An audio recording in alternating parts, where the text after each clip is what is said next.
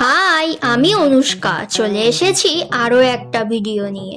আজ সকালে কাকিমা আমাকে সাজিয়ে দিচ্ছিল, কারণ আজ আমাদের শিল্পালয় আর্ট সেন্টারে ড্রয়িং এর কম্পিটিশন আছে, তাই আমরা এখন ওখানেই যাচ্ছি। এখানে এসে দেখি বাকিরা সবাই চলে এসছে। দেখো সবাই কি সুন্দর ড্রয়িং করছে।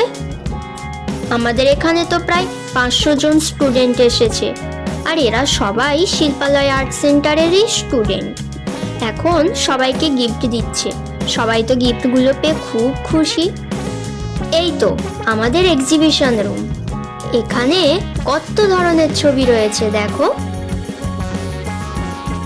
আর এদিকে আমরা আবার এক জায়গায় হলাম।